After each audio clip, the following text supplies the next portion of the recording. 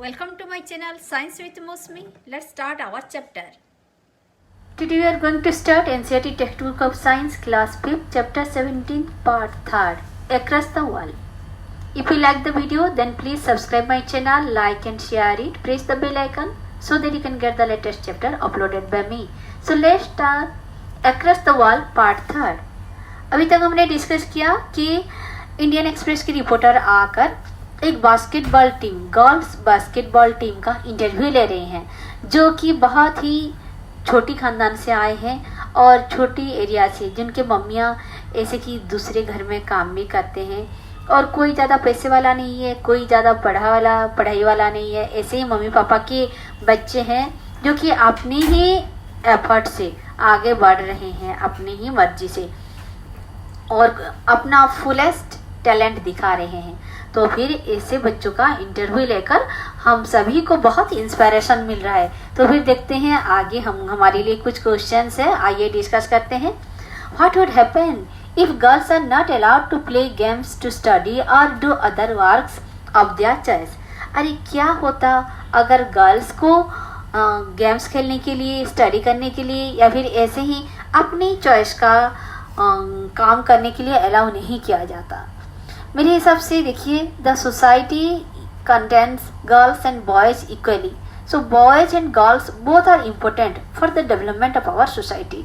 हमारी समाज के उन्नति के लिए गर्ल्स और बॉयज़ का रोल इक्वल है। अगर हम गर्ल्स को अपनी मर्जी का यानी कि प्रोग्रेस के लिए हम अलाउ नहीं करेंगे, ये सारे काम गेम्स हुआ, स्टडी हुआ, इसके लिए नहीं अलाउ करेंगे, तो हमारे सोसाइटी की प्रोग्रेस जैसे आधा अधूरा होके रह जाएगा। ये 100% नहीं हो पाएगा, जो कि बहुत बुरा होगा। How do you feel if you are not allowed to take part in some game और ड्रामा? अगर आप एक ड्रामा या फिर गेम में नहीं हिस्सा ले पाते हो तो आपको कैसा लगता है?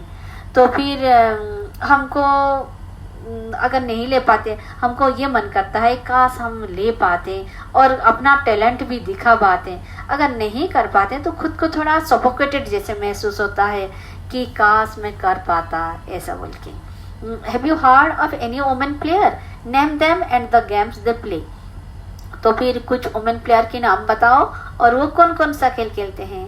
तो फिर आपने सुना होगा, सबसे पहले तो मुझे याद आएगा पीवी सिंधु जी का। पीवी सिंधु जी ने क्या किए थे, ओलंपिक में गोल्ड मेडल लेते लेते बस थोड़ा सा चूक गए, इसीलिए लाए सिल्वर मेडल इंडिया के लिए। ये तो बहुत गौरवशाली बात है ना। और फिर साइना नेहवाल, उसको तो हम जानते होंगे, वो हमारे एशिया में नंबर 1 है, इंडिया के नाम रोशन कर रही हैं बैडमिंटन में। और फिर सानिया मिर्जा जी क्या करते हैं, वो तो टेनिस खेलते हैं और वो भी हमारे देश के लिए बहुत सारे मेडल्स जीत कर लाए हैं। फिर साक्षी मलिक जी ने, वो क्या करते हैं, वो ओलंपिक में ब्रोंज मेडल लाए थे वेट लिफ्टिंग में। तो फिर ऐसे बहुत सारे वुमेन्स प्लेयर हैं। In which areas other than sports have you heard of women getting recognition? सिर्फ स्पोर्ट्स में ही नहीं, स्पोर्ट्स के सिवा कुछ दूसरे फील्ड का भी जहाँ पर वुमेन अपना कमाल दिखाए, बोलिए।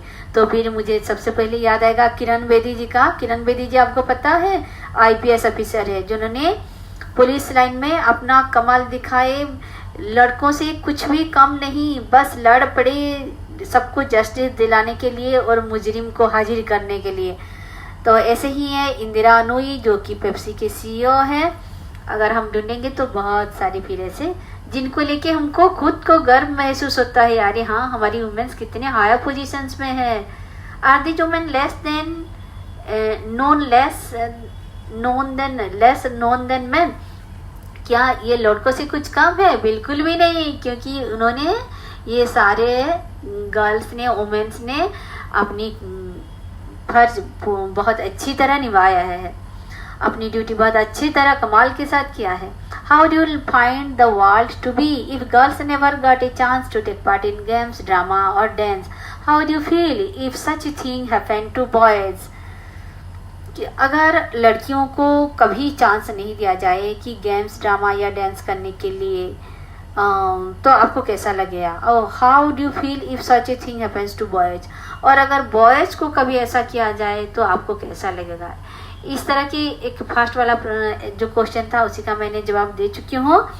कि हमारी होलिस्टिक डेवलपमेंट के लिए, यानी कि हमारी फिजिकल, मेंटल, इमोशनल और सोशल, ये सारे all types of development, complete development के लिए चाहिए कि हमको हर दिशा में कुछ कुछ पार्टिसिपेट करना चाहिए। चाहिए वो सिर्फ पढ़ाई में ही नहीं, गेम्स हुआ, ड्रामा हुआ, डांस हुआ।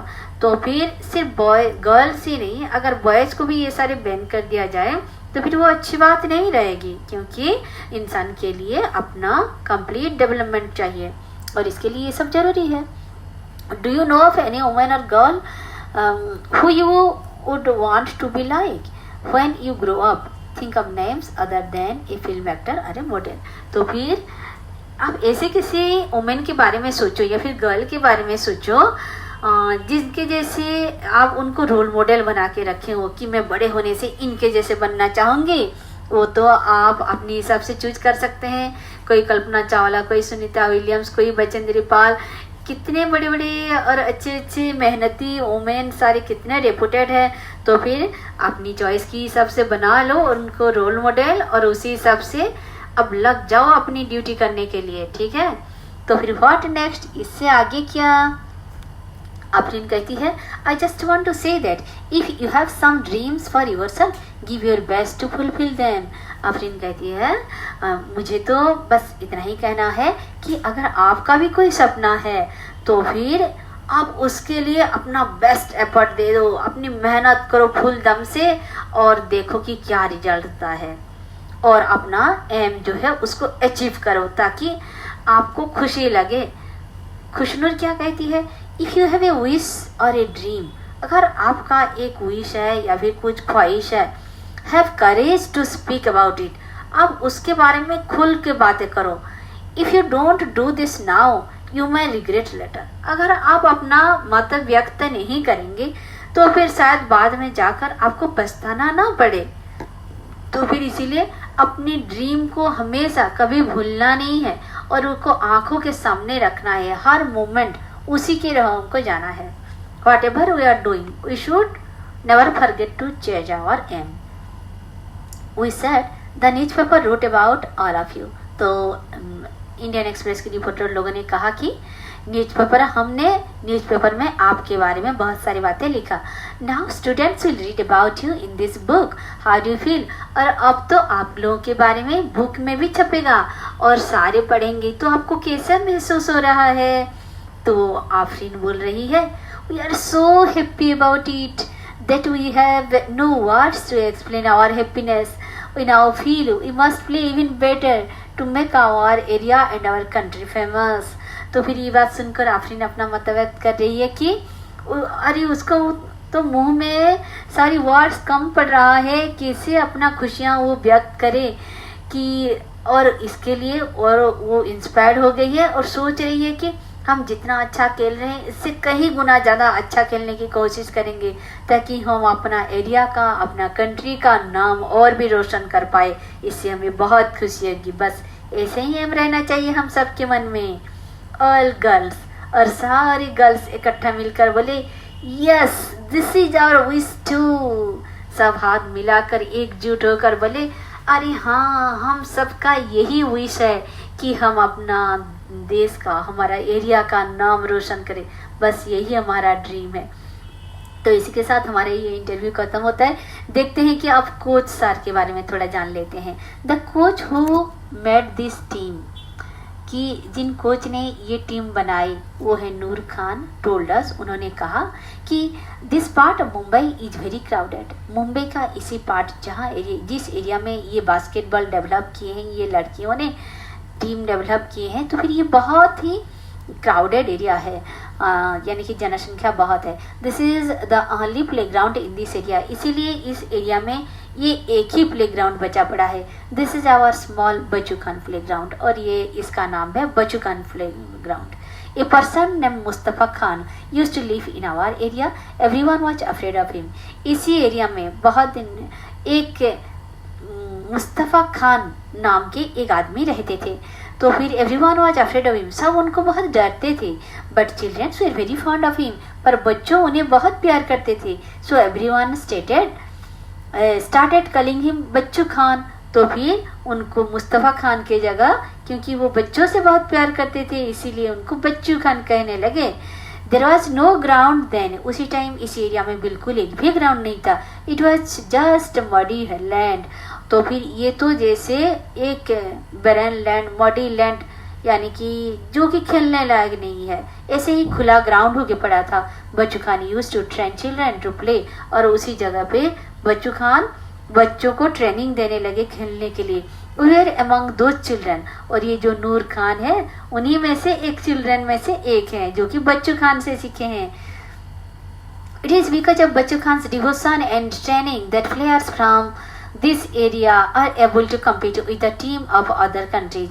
ये बच्चू खान की डेडिकेशन, डिवोशन और ट्रेनिंग की नतीजा है कि आज इस एरिया के लोग इतना अच्छा खेल खेल रहे हैं और इतना अच्छा टीम भी यहाँ से निकल रहे हैं। लाइक बच्चू खान जैसे टीम भी यहाँ से निकल रहे हैं।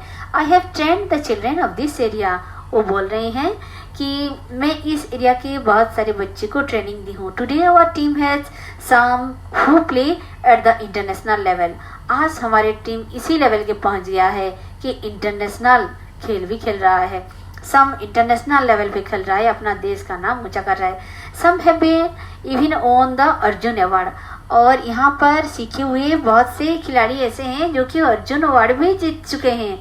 तो नूर खान कंटिन्यूड, नूर खान बोल रहे हैं, in the last few years we have also prepared a girl team here, हम पिछले कुछ वर्षों में हमने एक गर्ल्स टीम भी यहाँ पर प्रस्तुत किए। और girls play for the Maharashtra state team, और हमारी बच्चों ने गर्ल्स टीम ने महाराष्ट्र स्टेट टीम के लिए खेल चुके हैं।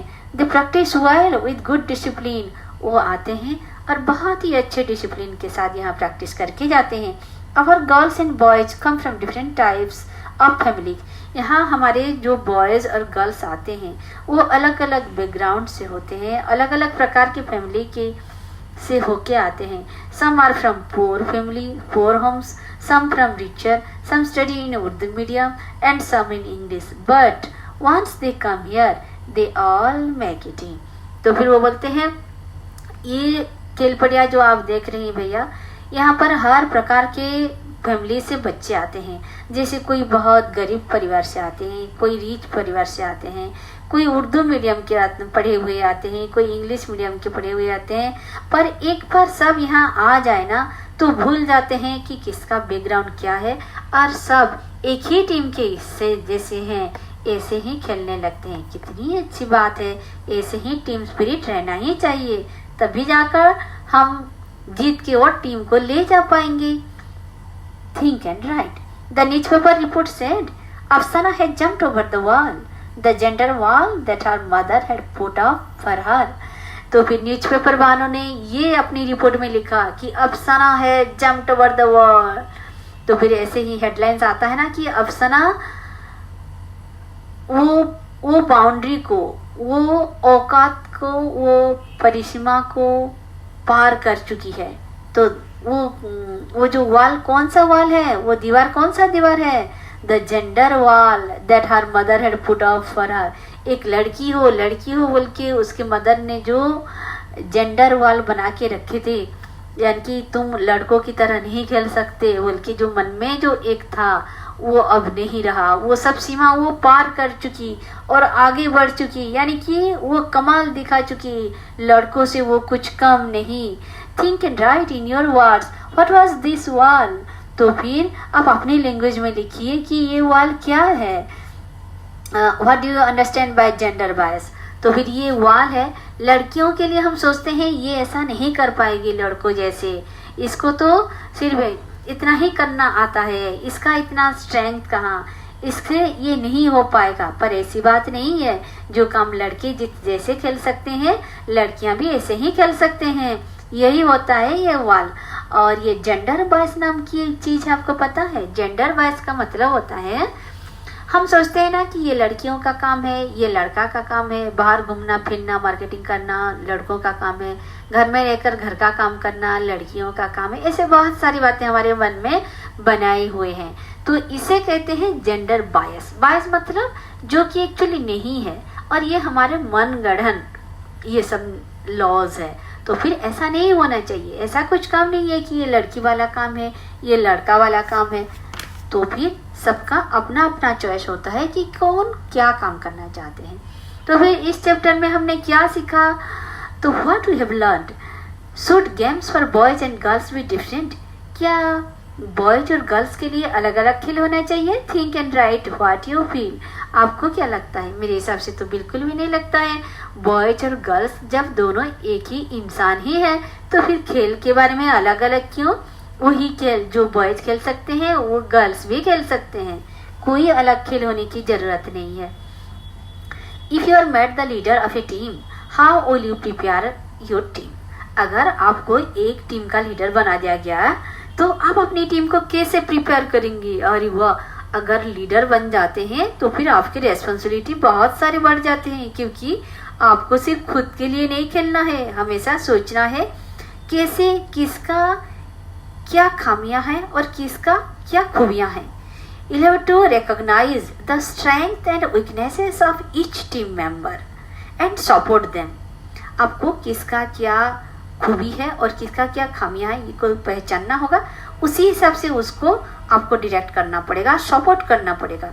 And cooperation between team is the real strength. और हाँ, सबसे जरूरी है टीम के अंदर कोऑपरेशन होना, जिसके लिए वही तो होता है एकता ही बल, यानी कि यूनिटी इज द स्ट्रेंथ। ऐसा होता है ना, united we stand, divided we fall. तो फिर एक टीम होने के नाते हमको सबको कोऑपरेटिव, एक दूसरे के साथ कोऑपरेशन और कोऑर्डिनेशन ये बनाए रखना है और टीम को हमको सक्सेस की ओर ले जाना है।